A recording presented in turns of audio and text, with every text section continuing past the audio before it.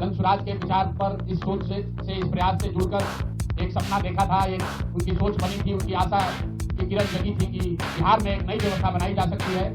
उन सब के आशाओं पर, अपेक्षाओं पर, उनके सपनों पर खरा नहीं उतरने के लिए जो दोष है वो मेरा है। इसलिए मैं आपसे विनम्रता से आपसे माफ़ी मांगता हूँ कि मैं आपके सपनों के आधार के अनुसार, आपकी सोच के अनुसार वो व्यवस्था बनाने में नाकामयाब रहा हूँ।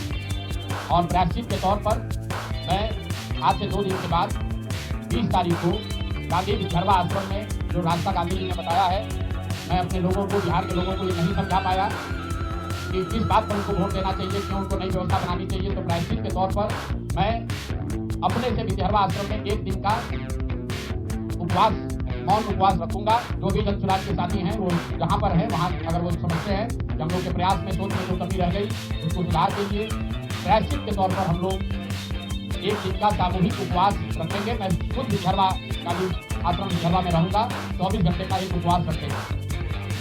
गलती हम लोगों से हुई होगी, कमी रही होगी, लेकिन हम लोगों ने कोई गुनाह नहीं किया।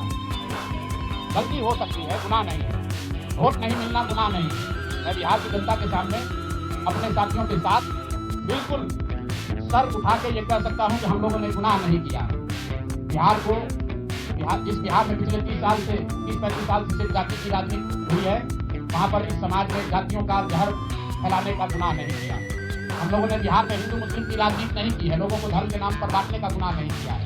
हम लोगों ने बिहार की गरीब जनता को, भोले वाले लोगों को पैसा देकर उनका वोट खरीदने का गुनाह नहीं किया। जिन लोगों ने ये गुनाह किया होगा, अगर वो आज जीत भी गए हैं तो उनको उसका हिसाब देना ही पड़ेगा। वो आज दे या कल दे, वो होगा ही होगा। मैं पिछले 2.5-3 सालों में अपने